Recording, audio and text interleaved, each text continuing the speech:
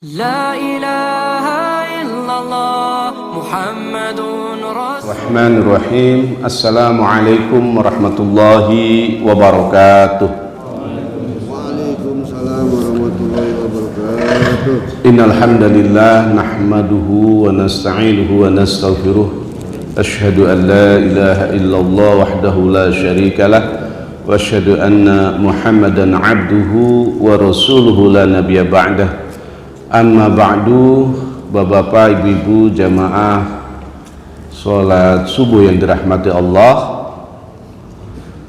Puji syukur kita panjatkan kehadirat Allah. Alhamdulillah bahwa pada subuh hari ini kita masih diberikan anugerah nikmat yang begitu luar biasa.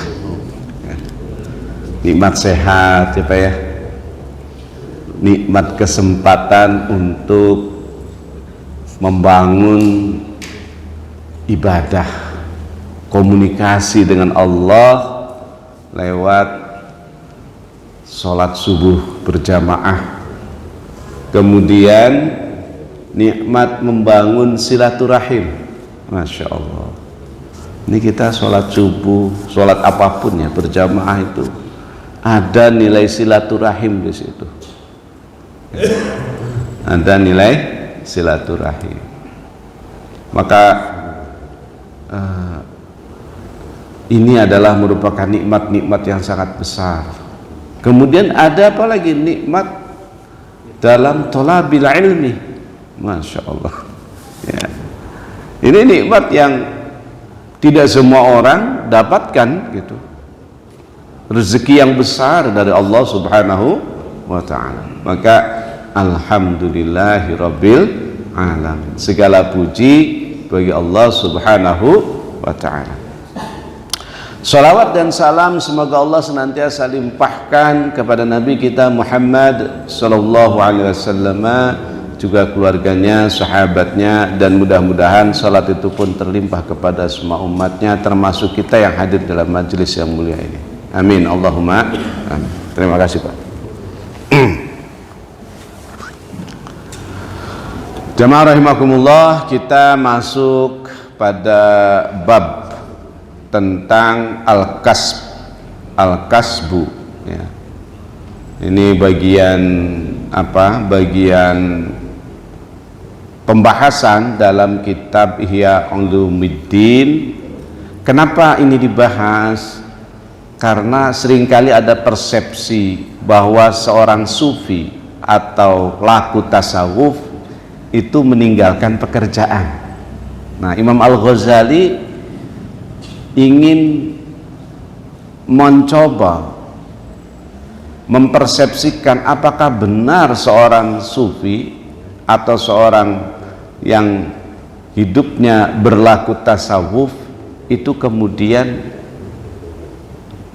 menghabiskan waktunya hanya untuk ibadah, kemudian tidak bekerja. Nah, beliau membahas ini fi fadlil kasbi wal hithi alaihi, dalam keutamaan bekerja dan bersungguh-sungguh ya dalam pekerjaan itu. Nah, kemudian beliau mengutip banyak ayat di sini ya, diantaranya surah An-Nisa ayat 11, wa ja'alna an-nahara ma'asya, dan kami jadikan siang itu untuk mencari kehidupan ya, untuk bekerja, ma'isyah. Artinya ketika pagi datang siang menjelang, maka sesungguhnya bagi seorang laki-laki sudah berkewajiban ia untuk keluar rumah mencari pekerjaan. Zaman itu Pak, profesi itu hampir belum ditemukan ya. Zaman itu orang ya kalau tidak berdagang, sesuatu yang apa namanya tidak bisa ditentukan hasilnya kan, bisa banyak bisa sedikit tuh. Kalau enggak ya menjadi buruh, kalau enggak beternak, kalau enggak bertani, Kalau enggak, bahkan mencari kayu bakar untuk kemudian dijual ke pasar dan dia pulang untuk menghidupi dirinya, istrinya, anaknya, dan seterusnya. Itulah pekerjaan. Jadi tidak ada orang bekerja, hampir praktis tidak ada orang bekerja di bidang jasa, ya, kecuali mungkin ya kayak dokter itu sudah ada, tapi itu pun mungkin pada saat itu dokter itu bukan suatu profesi yang katakanlah misalnya mendapatkan imbalan yang ditentukan, kan? Mungkin orang ucapan terima kasih ada yang ngasih pisang gitu. Yang punya beras ngasih beras gitu kan. Tidak ada misalnya sekali konsultasi sekian dinar misalnya, ya. Gitu. Jadi seperti itu. Maka oleh karena itu ketika Allah menyatakan misal ja'alna an-nahara ma'asya, ini menunjukkan bahwa memang kita diberikan siang itu untuk mencari ma'isyah, ya. Wa ja'alna lakum, kemudian beliau juga mengutip Quran surat Al-A'raf ayat 10, wa ja'alna lakum fiha ma'isya qalilan ma tashkurun, dan Allah telah jadikan kalian kehidupan, mencari kehidupan, tapi kata Allah qalilan ma tashkurun, sungguh sangat sedikit sekali yang pandai bersyukur, gitu ya. Sangat sedikit sekali yang pandai bersyukur, gitu. Jadi Bapak Ibu yang dirahmati oleh Allah, ternyata ya Imam Al-Ghazali juga mengutip surat Al-A'raf ayat 10 ini supaya apa? Supaya kita bersyukur dengan rezeki yang kita dapatkan, gitu ya. Kehidupan yang kita dapatkan, gitu. Ini kadang-kadang kita kan kurang bersyukur, ya. Waktu dapat kecil pengen besar, setelah besar pengen ditambah, setelah ditambah pengen nambah lagi dan lagi. Sehingga kata Allah qalilan ma tashkurun, sedikit saja di antara kalian yang pandai bersyukur. Oleh karena itu jamaah rahimakumullah, bukan seberapa besar penghasilan kita sesungguhnya dalam hidup ini, tetapi seberapa besar rasa syukur kita terhadap penghasilan yang kita dapat. Bapak sehari dapat 100.000, tapi rasa syukurnya besar, maka Bapak akan kehidupannya lega. Ya. Wa may yashkur fa innama yashkuru li nafsih. Dalam surah Luqman Allah katakan begitu. Siapa saja yang pandai bersyukur, maka syukur itu untuk dirinya sendiri. Artinya apa? Orang yang pandai bersyukur, dia akan diberikan ketenangan hati, ketenangan pikiran, gitu ya. Jadi Bapak Ibu, kadang-kadang ada orang yang susah untuk bersyukur, gitu. Bahkan bukan kadang-kadang, banyak orang yang susah bersyukur. Karena apa? Dia selalu melihat yang di atas, padahal perintahnya unzur ila man asfala minkum, lihat orang yang di bawah kamu, gitu. Bukan melihat yang di atas. Sekali-kali ngeliat di atas bolehlah untuk motivasi, sekali-sekali. Jalan juga kalau ngeliat ke atas mulu repot Pak, nyebur got bisa. Ya. Tapi kalau ngeliat ke bawah, ngeliat jalan, insya Allah selamat. Kita bisa memilah mana jalan yang bisa enak dilewati dan mana yang tidak enak dilewati, gitu. Jadi di sini dikatakan oleh beliau faja'alaha rabbuka ni'matan, bahwa Allah menjadikan siang itu, kehidupan itu adalah sebagai nikmat, wa talaba syukri 'alaiha, dan hendaknya kita senantiasa bersyukur, ya, atas nikmat yang telah Allah berikan. Jadi membangun rasa syukur di dalam kehidupan, inilah yang kemudian menjadikan hidup ini lega, gitu Pak. Disitulah berkah, gitu ya. Jadi kan semuanya dari pokok pangkal pikiran sebenarnya Pak, ya. Ada orang yang nggak bisa ngelihat temennya itu lebih sukses, ya. Nggak bisa ngelihat saudaranya itu lebih maju, nggak terima ngelihat tetangganya itu lebih berhasil. Sakit dada dia. Nah ini Pak, pangkal dari sakit dadanya itu melihat kesuksesan orang gitu ya. Maka kemudian potensi-potensi penyakit itu akhirnya muncul, ya. Kolesterol naik gitu kan, kadar gula naik gitu, ya. Orang naik pangkat akhirnya dia naik darah. Nah, wa qala ta'ala laisa 'alaikum junahun tabtaghu fadlan min rabbikum, dan Allah taala berfirman, tidaklah berdosa atas kalian untuk kalian mencari keutamaan anugerah min rabbikum dari Tuhan kalian.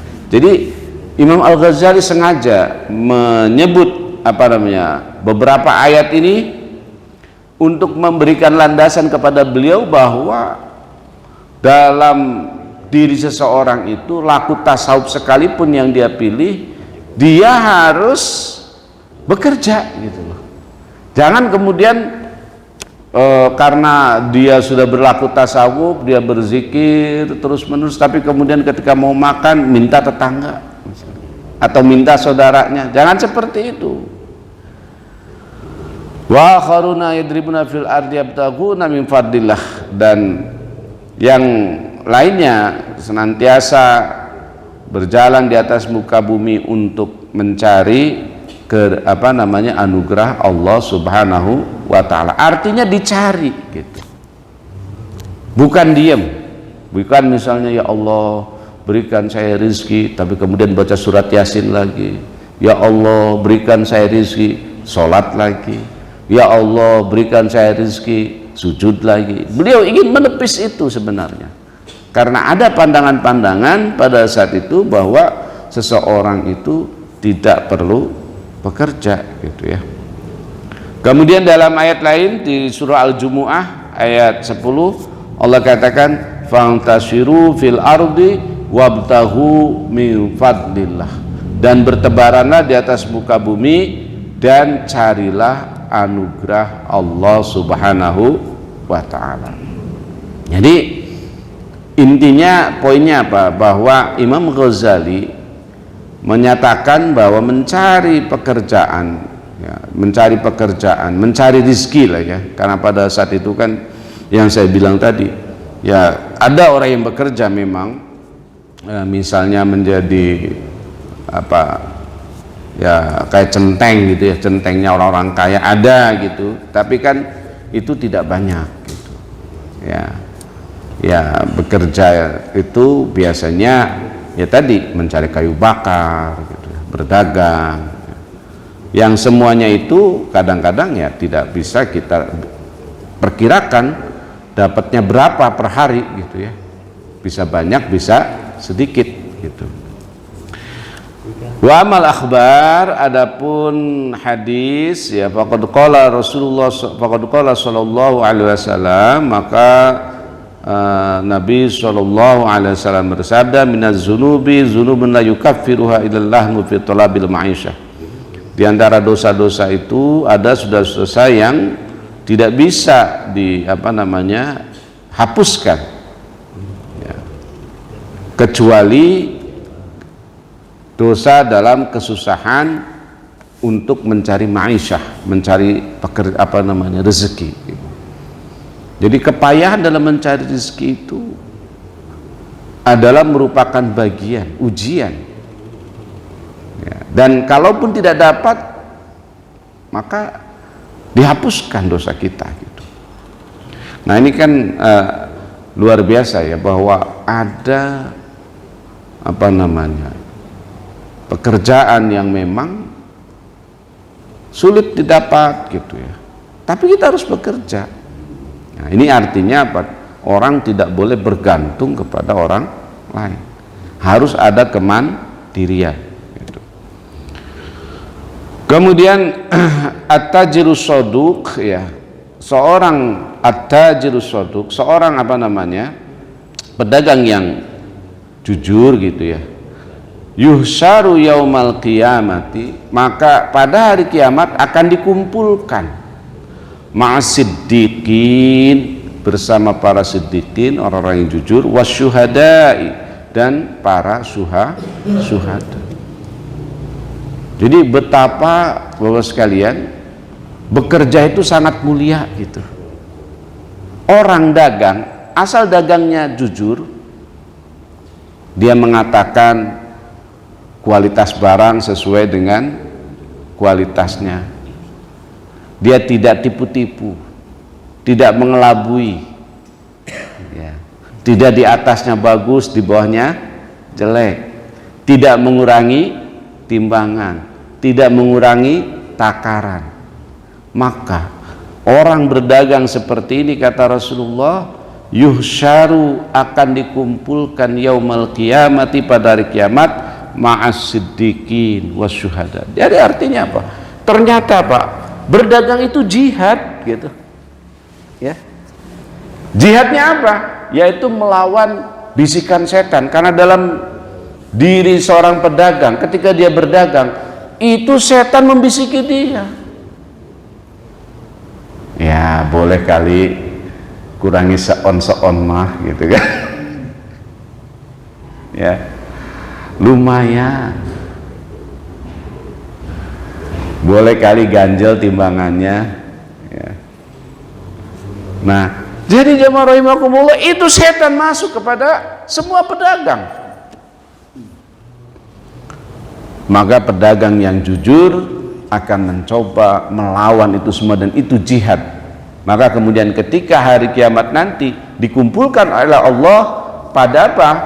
Pada hari kiamat dengan bersama syuhada dan siddiqin, itu sangat wajar. Kenapa? Karena di dalamnya sangat luar biasa gitu. Perjuangan dia melawan bisikan setan. Nah, kemudian waqala sallallahu alaihi wasallam, man talabad dunya halalan wa ta'affufan 'anil mas'ala wa sa'yan 'ala iyalihi wa ta'attufan 'ala jarihi laqiyallahu wajhahu kal qamar lailatal badr. Wah, ini luar biasa. Siapa saja yang dia mencari rezeki keduniawian halalan, dengan halal, ya, mencari rezeki dengan halal, wa ta'affufan, untuk ta'affuf. Apa ta'affuf itu? Menahan diri anil masalah, dari meminta-minta. Jadi supaya tidak meminta-minta. Wasa'yan ala iyalihi, dan kemudian ia juga untuk memberi nafkah kepada keluarganya. Wa ta'atufan ala jarihi, dan supaya bersikap lembut, bisa menolong tetangganya. Laqiyallahu wajahu, maka Allah akan menemui dia, ya, wajahnya itu pada hari kiamat kal qamar, seperti rembulan Lailatul Badri pada bulan purnama. Jadi berseri, bercahaya. Maka sebenarnya, apakah misalnya kalau dalam konteks kekinian ya, apakah kita jadi karyawan, apakah kita jadi profesi misalnya transportasi online gitu ya, apakah ojek online dan lain sebagainya gitu, itu semua diniatkan supaya mencari yang halal, supaya ia tidak meminta-minta gitu. Al-iffah, iffah itu menahan diri Pak, dan itu adalah akhlak mulia gitu. Walaupun kita ingin, tapi karena ada perasaan supaya kita ini tidak merendahkan diri kita, maka kita nggak minta. Nah, menahan diri untuk tidak minta-minta ini, gitu kan. Dan itu adalah merupakan akhlak mulia. Kemudian pada suatu hari, karena SAW jalisan ma'ashabihi zata yaum, Rasul lagi duduk-duduk dengan sahabatnya gitu ya. Fanazuru, maka para sahabat itu melihat ila syabin dzil wa quwwah, pada seorang pemuda yang memiliki kekuatan gitu, kekuatan dan fisik yang bagus. Waqad bakkara yas'a, dan pagi-pagi buta dia sudah berusaha. Faqalu, kemudian para sahabat itu bilang gitu, wah hada, alah ini pemuda ini gimana, katanya, laukana sababu wa jildu fi sabilillah, seandainya itu dia menjadikan mudanya dan keteguhannya, kekuatannya itu untuk berjihad fisabilillah, wah betapa luar biasanya. Ini katanya pagi-pagi sudah cari duit, ngapain juga begitu. Apa kata Rasul? Waqala salam, la taqulu hadza, kamu jangan ngomong begitu, kalian nggak boleh ngomong begitu. Fa innahu in kana yas'ala nafsihi liyakfiha anil masalah wa yughniha anin nas fa huwa fi sabilillah. Seandainya dia melakukan pekerjaan mencari yang halal, ya, mencari uang, mencari yang halal itu untuk supaya mencukupi dirinya agar ia tidak minta-minta kepada orang lain, maka fahuwa fi sabilillah, sesungguhnya dia sedang dalam sabilillah. Jadi Pak, kalau Bapak berangkat bekerja kah, apapun lah, dagang kah gitu ya, maka itu kata Rasul fi sabilillah. Bagaimana Ustaz kalau pensiunan? Kan pensiunan udah gak ada kerja lagi. Ya, memanfaatkan pensiunan itu berarti memanfaatkan, kita dapat bonus Pak ya. Ini masalahnya ini lagi masih usia produktif gitu. Ya kalau pensiun itu kan dapat bonus ya. Gitu. Beliau tidak kerja tapi penghasilannya dapat. Nah ini kalau pensiunnya PNS ya. Tapi kalau pensiunnya bukan PNS, nah ya silahkan. Misalnya yang seperti ini tidak boleh minta-minta gitu. Poinnya seperti itu. Tapi kita harus bekerja apapun pekerjaannya, yang penting halal. Wa in kad yas'ala bawaini dha'ifaini au zuriyati di'afin la liyughniyahum wa yakfihim fa huwa fi sabilillah. Dan seandainya si pemuda itu pagi-pagi betul dia bekerja, dia mencari uang karena ada kedua orang tuanya yang sudah lemah atau keturunannya yang lemah, ya, keturunan orang tua itu, supaya mereka bisa tercukupi gitu kan, fahuwa fi sabilillah, dia pun dalam sabilillah. Jadi jangan dibilang kalau orang pagi-pagi sudah berangkat itu bukan sabilillah. Ada lagi misalnya mungkin tinggalnya di Pamulang sementara dia bekerja di Tanjung Priuk, berangkat jam 3, wih jam 3 udah berangkat misalnya, sementara dia harus nggak sholat subuh. Nah itu tidak boleh juga kita. Siapa tahu dia di Lebak Bulus sholat subuh kan gitu, atau di mana sholat subuh, terus dia berangkat lagi. Karena kalau menunggu kalau subuh di Pamulang bisa jadi ketinggalan kan. Itu sholat subuhnya di di tempat-tempat yang dimana begitu subuh sudah azan kemudian dia mencari masjid. Nah kan gitu ya. Nah kemudian, nah tapi gini kata Rasul, wa in kana yas'atafakhuran wa takasuran fa huwa fi sabilis syaiton.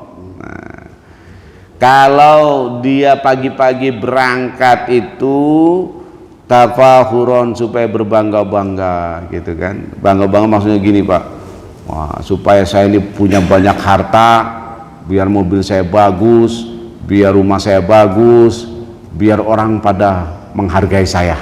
Nah ini tafakhuran kalau yang seperti ini gitu ya. Wa takasuran, dan menumpuk-numpuk harta, maka fi sabilis syaiton, orang seperti ini sesungguhnya dalam jalannya setan gitu. Jadi dalam bekerja memang kita tidak boleh kemudian ya niatnya itu supaya wah saya biar jadi orang kaya, biar orang itu menghargai saya ya. Boleh kaya, boleh banyak harta, tapi satu catatannya, harus dari cara yang halal. Yang kedua, kekayaan dan hartanya harus juga sebagiannya diinfakkan di jalan Allah. Ya. Ada zakat, ada infak, ada sedekah, ada wakaf atau wakaf gitu ya. Jadi jangan kemudian harta yang kita punya itu semuanya untuk kita, tidak boleh kalau begitu. Ini sabilus syaitan kalau seperti ini, jalannya setan itu. Gitu, ya. Nah, jadi poinnya apa Pak? Poinnya bahwa Imam Al-Ghazali ingin membuat satu argumen bahwa ternyata bekerja itu adalah merupakan sesuatu yang sangat dianjurkan dalam Islam. Seseorang tidak boleh hanya karena alasan misalnya supaya khusyuk beribadah, ya kan? Supaya apa lagi? Supaya dia dekat dengan Allah, kemudian ia melupakan apa? Bekerja. Gitu. Jadi sehari-hari hanya untuk zikir, untuk ini, untuk itu. Nah, itu tidak boleh, gitu ya. Nah, kemudian wa fi khabarin akhar, dan dalam hadis lain, ahalu ma'akal al-abdu kasbu yadi sani' idza nasah. Makanan yang paling halal dimakan seorang hamba adalah hasil pekerjaan tangannya dan dia jujur. Ya. Jadi intinya bukan dari apa? Mengharapkan ya, dari orang lain. Jadi kita ini Pak, selama kita masih bisa gitu, kecuali kalau kita memang sudah lemah, sudah tidak bisa ngapa-ngapain ya, selama kita masih bisa ya kita dianjurkan untuk mencari rezeki. Nah, memang rezeki yang atau profesi yang paling besar untuk mendapatkan keuntungan atau uang adalah berdagang. Alaikum bittijarah, hendaknya kalian berdagang, kata Rasulullah. Fa inna fiha, karena dalam perdagangan itu tis'atu a'syar rizki. Apa itu? 9/10 gitu. Ya. 9/10. Jadi 9/10 rizki itu diberikan oleh Allah lewat perdagangan. Nah, 1/10-nya itu lewat profesi-profesi lain. Makanya saya yakin itu kalau kita itu bekerja ya, kalau untuk menjadi orang kaya seperti kayaknya konglomerat ya susah. Kalau mau kayak Khairul Tanjung misalnya ya, kayak Abu Rizal Bakri misalnya, kayak Yusuf Kala, ya harus berdagang gitu. Ya, harus berdagang. Ya. Kalau nggak berdagang nggak mungkin seperti itu. Karena memang hadisnya seperti itu ya, bahwa 9/10 itu Allah menurunkan rezeki lewat perdagangan ya. Nah, kemudian waruya, dan diriwayatkan ana Isa alaihissalam, ya, Isa alaihissalam ro'a rajulan, melihat seseorang, faqala ma tasna. Kemudian Isa melihat orang itu dan bertanya, apa yang kamu lakukan? A'budu, saya beribadah. Kemudian Nabi Isa ini melihat orang kok ibadah terus ya, dari sejak subuh gitu, bahkan sebelum subuh dia sudah tahajud, zikir, sholat subuh, kemudian tadarus, istirahat, zikir lagi, sholat lagi gitu kan, sampai malam. Kemudian beliau bertanya, wa ma ya'uluka, terus siapa yang membiayai kamu, memberi makan kamu? Qala akhi, saudara saya. Qala, Nabi Isa berkata, akhuka a'bada minka, saudaramu yang memberi makanmu itu ibadahnya lebih banyak daripada kamu. Jadi ini menunjukkan apa? Menunjukkan bahwa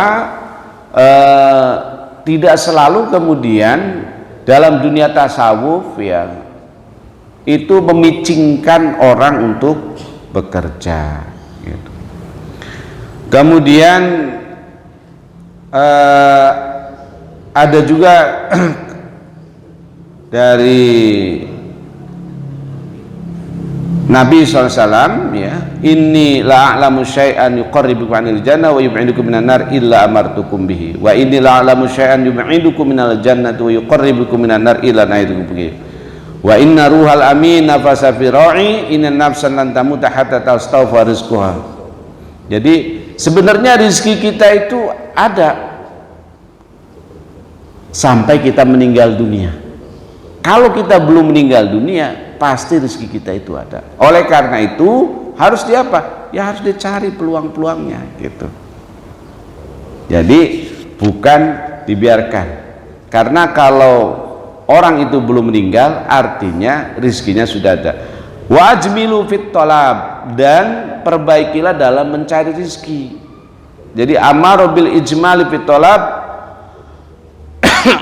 bahwa Rasul itu perintahnya perbaiki dalam mencari rezeki, wala ya, dan tidak mengatakan walam yakul utrukut tolab, dan dan Rasul tidak pernah mengatakan udah kamu berhenti itu mencari rezeki, tapi suruh mencari rezeki dengan baik ya, bil ijmal ya, mencari rezeki dengan cara yang halal gitu ya.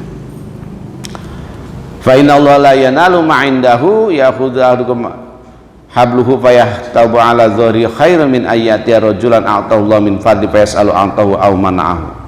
Ya, jadi seorang itu apabila ia kemudian mengambil talinya, kemudian mengangkut kayu bakar di atas punggungnya, itu khairun, lebih baik ya, min ayati rajulan, daripada seorang a'tahullah min fadlihi, diberikan keutamaan atau anugerah oleh Allah, fayasulhu a'tahu aw man'ahu ya, kemudian dia meminta, baik diberikan atau tidak diberikan.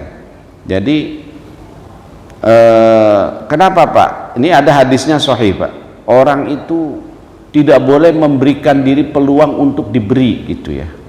Ini hadisnya sahih. Man fataha ala nafsi baban minas su'al, orang yang memberikan peluang satu pintu untuk minta-minta gitu, fatahullahu alaihi sab'ina baban minal faqri, maka Allah akan membukakan 70 pintu kefakiran. Jadi sekali kita meminta nih Pak, maka Allah berikan 70 kali pintu kefakiran. Artinya bahwa orang ketika meminta itu, kalau kerjaannya minta-minta walaupun mungkin ke saudaranya ya, itu ternyata tidak dibenarkan. Karena apa?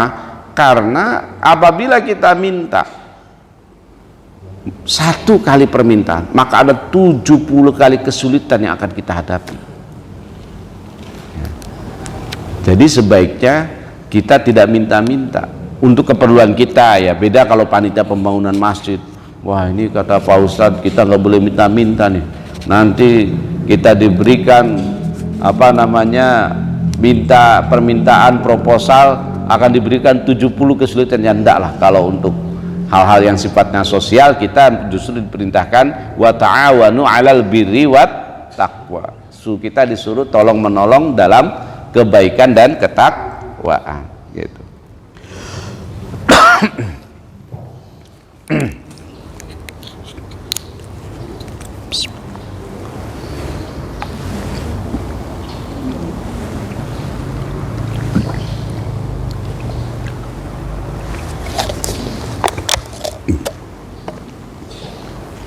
Jadi intinya apa Pak? Ini kan mendorong ya etos kerja bagi seorang muslim, bahwa seorang muslim itu harus mandiri. Kan intinya itu. Seorang muslim tidak boleh minta-minta. Seorang muslim jangan menjadikan peluang dia untuk meminta-minta gitu. Wa amal asar faqad qala Luqmanul Hakim libnihi. Ya, ada juga keterangan-keterangan dari Luqmanul Hakim kepada anaknya, dia perintahkan, ya bunayya istagni bil kasbil halali 'anil faqri. Wahai anakku, cukupkan dirimu dengan apa? Dengan mencari pekerjaan yang halal, ya, supaya terhindar dari kefakiran. Fa innahu maftaqara ahadun qattun, maka sesungguhnya seseorang itu apabila mendapati kefakiran, il asaba salasul khilasalin, maka akan terkena 3 hal, ya. Pertama apa? Riqqah fi dinihi, dia akan tipis agamanya.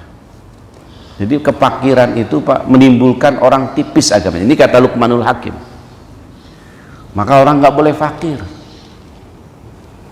Ya, fakir itu ya untuk memenuhi kebutuhan hidupnya pun dia tidak bisa. Kebutuhan yang sangat standar lah. Apa standar kebutuhan kita itu Pak? Misalnya makan yang sangat sederhana lah Pak ya, itu nggak mampu. Nah, wa dha'fin fi aqlihi, akalnya menjadi lemah. Jadi orang kalau udah fakir, akalnya menjadi lemah. Nah, yang berikutnya wazibah bimuruatihi, akan hilang marwahnya, ya, martabatnya itu akan hilang. Wa azamin hadis salas, dan yang paling besar dari 3 ini apa? Istighfafun nasibihi, manusia akan menganggap enteng, menganggap sebelah mata orang yang fakir. Alah si fakir, malah si dia gitu. Alah kamu ngomong apa sih? Nah itu ya, beda kalau orang kaya ngomong gitu. Nah jadi kata Luqmanul Hakim, jangan seperti orang fakir. Sedangkan Umar bin Khattab pernah mengatakan, la yaqulu ahadukum an talabi rizqi yaqulu Allahumma rzuqni. Janganlah seseorang duduk-duduk di antara kalian kemudian tidak mencari rizki, tapi kemudian berdoa, ya Allah berikan aku rizki gitu.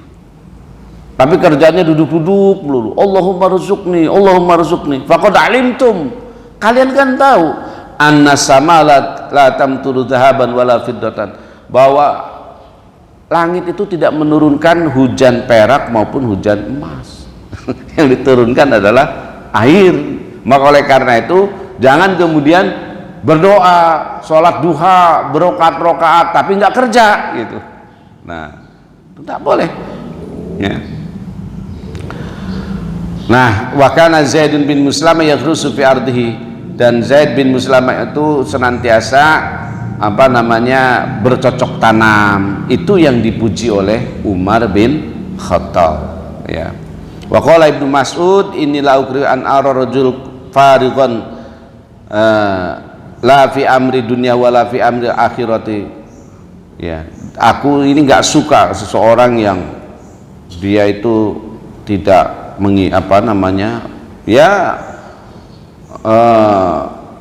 fariqan itu sepi, artinya tidak melakukan apapun untuk kehidupan dunia dan kehidupan akhiratnya. Jadi kita harus memang beraktivitas. Jadi ini sebenarnya ya, di samping bahwa beliau ingin mengatakan seorang sufi itu juga harus tidak boleh menggantungkan kehidupannya kepada orang lain, tapi juga memberikan etos kerja sebenarnya, ya, etos kerja. Nah kemudian wasuila Ibrahim anit tajirus shaduq. Nah Ibrahim bin Adham ini kan imamnya para sufi Pak gitu. Jadi Ibrahim bin Adham ini adalah pentolannya sufi lah ya, suhunya sufi gitu ya. Ibrahim bin Adham pernah ditanya tentang seorang pedagang yang jujur. Ahu ahabu ilaika amil mutafarriqul ibadah. Syekh Ibrahim, kira-kira menurut Anda itu mana yang Anda sukai? Orang yang pedagang yang jujur atau orang yang senantiasa beribadah setiap hari. Gitu. Qala Ibrahim bin Adham mengatakan, at-tajiru soduku ahabu ilayya, itu lebih aku sukai orang yang dagang dan jujur ketimbang daripada orang yang menghabiskan waktunya setiap hari hanya untuk beribadah, ibadah mahdoh maksudnya ya. Li'annahu fi jihadin, karena apa? Orang yang dagang yang jujur itu jihad, kata Ibrahim bin Adham. Ya'tihi syaiton, setiap hari itu datang itu setan min tariqil mikyal wal mizan, supaya mengurangi timbangan dan takaran, gitu ya, takaran dan timbangan ya. Jadi fajahadahu, dan dia berjihad. Nah, ini kata Imam Al-Ghazali bahwa suhu sufi saja mengatakan orang yang yang berdagang dan jujur itu lebih disukai daripada orang yang menghabiskan waktunya untuk beribadah sementara dia tidak tercukupi. Kalau bagaimana Pak Ustadz, kalau ada orang kaya dia tidak lagi bekerja, dia hanya beribadah tadarus gitu, tapi kan dia tidak minta-minta, nah itu boleh yang begitu. Yang penting poinnya pada kemandirian, jadi poinnya bukan pada minta gitu ya. Wa qala Umar radhiyallahu anhu, ma min mautin yatinil maut fihi ahabu ilayya min mautin atasawwaqu fihi li ahli abi wa awastarib. Aku sangat menyukai jika kematian itu tiba, ya, kematianku tiba itu di tempat, ya, beliau itu paling suka kalau beliau meninggal itu di tempat di mana beliau sedang bertransaksi, ya. Apakah aku sedang berjualan atau aku sedang membeli. Jadi Umar bin Khattab itu tidak mengatakan saya sangat senang jika kematianku tiba sedang baca Quran misalnya, saya sangat senang jika kematianku tiba sedang sholat misalnya, saya senang jika kematianku tiba aku sedang bersujud. Tidak, tapi beliau katakan saya senang apabila saya ini meninggal, dan meninggalnya itu di tempat di mana saya bertransaksi. Artinya bahwa ternyata ya, ketika kita mencari uang, mencari harta, tapi dalam cara yang halal, berdagang, itu sangat mulia ketimbang misalnya kita beribadah terus-terusan tapi kemudian tidak memiliki kemandirian. Tapi ini jangan kemudian Bapak bilang begini, Pak, oh kalau gitu wah saya kerja terus dah, ibadahnya dikit-dikit aja. Kita ini ibadahnya udah dikit kalau kita mah. ini maksudnya para sufi kan ya.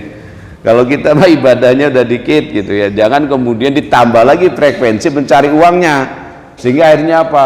Baca Quran nggak pernah ya, cuma sholat fardu saja ya. Itu nggak boleh juga begitu gitu ya. Baca Quran itu ya tiap hari gitu. Nah, di samping tentu saja kita juga ya mencari rezeki gitu. Dan masih banyak keterangan-keterangan sekalian ya, yang intinya bahwa kita itu harus bekerja dan tidak boleh minta. Nah, ini ada satu keterangan Pak dari Ibrahim bin Adham juga. Jadi Ibrahim bin Adham ini suatu hari terlihat ala uniki khurbatul khatabin, ada bekas kayu bakar lah gitu ya. Waqala ya Baisak, mata hadza. Kenapa sampai seperti ini? Ikhwanuka yakfunuka, saudara-saudaramu itu berkecukupan. Faqala da'ni an hadza ya Ba Amr, nggak usah kamu nyaranin seperti ini, tinggalkan. Fa inna balaghani anhu min waqfin mawqifin muzilatin fi talabil halal wajabat lahul jannah. Karena siapapun yang berada dalam tempat yang hina sekalipun ya, tapi untuk mencari yang halal, maka wajib baginya surga gitu. Jadi beliau tidak memberikan peluang ya, beliau tidak memberikan peluang orang untuk memberi, karena kalau dia memberikan peluang maka orang banyak yang memberi. Ya namanya suhu tasawuf ya kan. Mungkin kalau sekarang mah kalau ada syekh seperti itu bisa jadi belum punya mobil dikasih mobil, belum punya rumah dikasih rumah ya. Tapi bid'ah Adam itu nggak mau, karena begitu dia akan menerima maka pasti jamaah lain akan memberi, yang lebih kaya akan memberi yang lebih bagus gitu. Jadi jangankan minta Pak, memberi peluang kepada orang untuk untuk supaya dia menerima pun ia tidak. Nah apalagi meminta ya. Nah tapi kemudian gini, fa'in kulta, kalau kamu dikatakan ada yang ditanyakan lah, faqad qala sallallahu Rasulullah SAW itu ma'wahala ilayya an ajba'al mala wa kun minat tajirin. Tidak pernah, kata Rasul, aku ini diberi wahyu untuk mengumpulkan harta dan diperintahkan untuk menjadi pedagang. Walakin auha ilayya an sabbaha bihamdi rabbika wa kun minas sajidin. Tapi Allah mewahyukan kepadaku adalah untuk bertasbih, bertahmid kepada Allah dan diperintahkan untuk sujud. Wa'bud hatta ya'tiyakal yakin, dan beribadahlah, wa'bud rabbaka, dan beribadahlah kepada Tuhanmu sampai kematian tiba. Jadi kata Imam Al-Ghazali, bagaimana kalau ada orang berargumen bahwa Allah tidak memberikan wahyu kepada Nabi Muhammad itu kecuali untuk ibadah, kecuali untuk sujud, bukan untuk menjadi pedagang. Tidak ada perintahnya, dan itu ada dalam hadis. Maka kemudian maka jawab tentang ini, anna wajhal jami baina hadil akhbar tafsilul ahwali, bahwa ada banyak hal terkait dengan hadis ini. Jangan kemudian kita mengambil satu saja. Lasna naqulu litijaru afdalu mutlaqan min kulli syai'in. Kita nggak boleh mengatakan bahwa berdagang itu lebih utama secara mutlak. Walakin tijarah imma antarbi al kifayatin aw sarwa aw ziyada 'alal kifayah. Tapi perdagangan itu adalah dilakukan dalam rangka untuk Untuk mencukupi. Jangan sampai kemudian kita meminta-minta. Fa inna talaba minha az-ziyada 'alal kifayah liktisaril mal wa idkharil lil yasrifa ilal khairat wa shadaqat fa ya mazmumah. Tapi kalau berdagang itu supaya menumpuk-numpuk harta, supaya hartanya banyak, bukan untuk sedekah, bukan untuk kebaikan-kebaikan, bukan untuk memajukan keagamaan, maka itu tercela. Nah, maksudnya seperti itu. Jadi bukan berarti kemudian karena Rasul tidak diperintahkan untuk berdagang kemudian dagang itu buruk, bukan katanya. Tetapi yang dimaksud adalah bahwa hendaknya kita ini ketika berdagang maka hasil perdagangan itu adalah untuk kebaikan, untuk menolong orang fakir miskin, untuk membangun masjid, untuk dakwah, ya syiar dan lain sebagainya. Nah, namun demikian memang ada beberapa orang yang kata Imam Al-Ghazali sebaiknya dia tidak bekerja. Siapa itu? Di antaranya adalah al-mufassir, ya, al-muhaddis, al-mufti.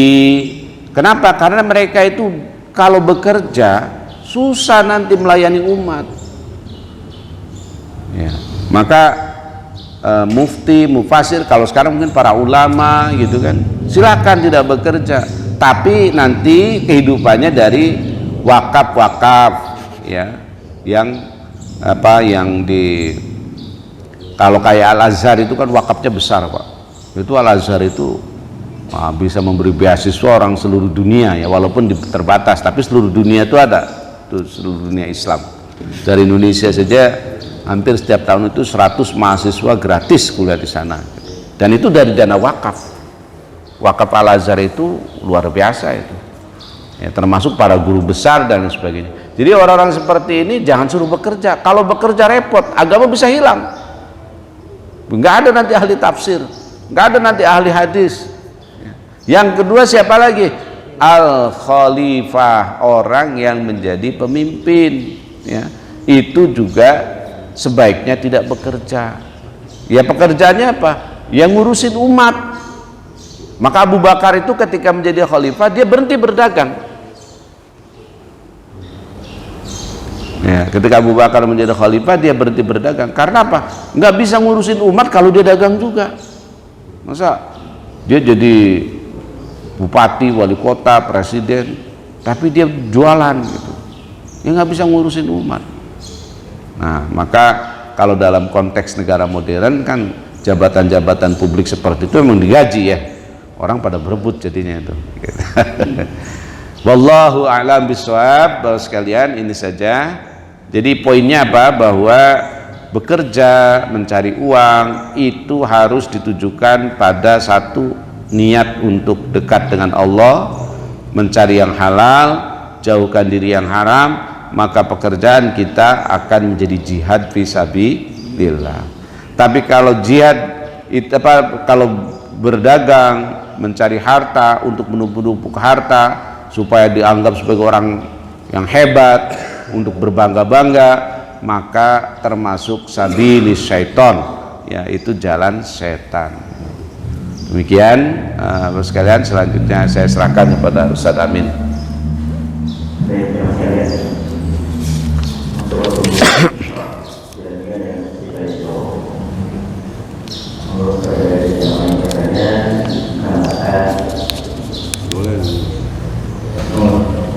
Assalamualaikum warahmatullahi wabarakatuh. Waalaikumsalam warahmatullahi wabarakatuh. Secara fikih Pak, Ya, ini hukumnya apa nih Pak kalau seorang ahli tasawuf tadi karena keuzurannya sudah tua, dia hanya ibadah aja gitu, karena kalau tua ya artinya kerja pun udah nggak bisa Nggak kerja. bisa, Ya ibaratnya ya nggak ada kekuatan, nggak ada modal. Oh, iya. Mungkin ini secara fikih ini nih dia termasuk ke dalam apa ini yang tadi Bapak jelaskan gitu. baik. Terima kasih Pak Ustadz. Terima kasih Pak Haji. Jadi bagaimana dengan orang yang memang sudah keterbatasan, Pak Haji bertanya, ya. Modal nggak punya, fisik juga lemah, usaha susah, ya kan? Modal nggak ada, fisik lemah. Terus secara fikih bagaimana orang seperti ini? Sebenarnya kalau secara fikih ini kewajiban negara ya untuk memberikan perlindungan. Di antaranya kalau dalam zakat itu kan ada dana apa? Dana ya perlindungan umat lah ya. Seperti dia artinya berhak mendapatkan zakat ya. Mendapatkan, tapi memang yang tidak boleh itu meminta-minta. Nah, jadi sebenarnya dalam Islam ini apa ya? Orang miskin nggak boleh minta-minta, tapi orang kaya yang tidak peduli juga dikecam betul kan. Orang kaya itu harus peduli, jangan sampai nunggu diminta gitu. Oh ini bapak nih sian susah, maka ya jamaah masjid barangkali harus menginventarisir gitu ya, mana jamaah yang seperti Pak Haji katakan tadi sudah nggak punya tenaga, modal, nggak punya pensiunan pula gitu kan. Ya kalau pensiunan kayak Pak Haji siapa? Pak Haji Giarto ya, beliau sejahtera walaupun nggak ngapa-ngapain ya Pak Haji ya. Apa sih kebutuhan Pak Haji ya kan ya, butuh paling makan lebih malah uangnya gitu kalau pensiunan kayak Pak Haji Giarto dan bapak-bapak yang lain lah ya. Tapi kalau misalnya nggak ada pensiunan ya kan, fisik lemah gitu, kehidupan harus berjalan. Tapi kata Nabi tadi bahwa seseorang itu akan meninggal jika rezekinya sudah habis. Kalau dia masih hidup berarti rezekinya masih ada, silahkan dicari gitu kan lewat yang semampunya. Tapi kalau tidak mampu ya jangan memaksakan diri kan gitu ya. Misalnya ya dagang apa gitu Pak Haji, setelah sholat Jumat kita gelar lapak kalau punya modal ya. Persoalannya nggak punya modal, maka di sini harus ada pemberdayaan, terutama dari amil zakat. Ya, bagaimana nih, nggak ada modal ya dimodalin kan gitu. Kalau fisiknya masih kuat, tapi kalau fisiknya udah nggak kuat, ya susah juga. Yang seperti ini memang harus diberikan dana zakat lah ya, karena udah nggak ada lagi uangnya. Gitu. Pemerintah kewajibannya sebenarnya itu. Kalau dalam fikih yang begitu kewajiban pemerintah. Ya. Tapi kita sebagai civil society kan tidak bisa juga menyerahkan semuanya kepada pemerintah. Maka Muhammadiyah, NU itu kan selalu memberikan ya melihat masyarakat sekitar lah untuk kemudian diberikan pertolongan dan ormas-ormas yang lain. Gitu. Poinnya sih tidak boleh melakukan hal-hal yang diharamkan ya, walaupun kita dalam kelemahan. Gitu ya Pak Ji? Ya. Cukup Pak atau ada lagi? Cukup ya? Udah waktu suruk ya. Terima kasih, sehat selalu Bapak sekalian, mudah-mudahan kita semua diberikan keberkahan ya, umur panjang penuh dengan kebaikan dan senantiasa dalam kehidupan yang baik dan mati dalam keadaan husnul khotimah. Amin Allahumma amin. Terima kasih. Assalamualaikum warahmatullahi wabarakatuh.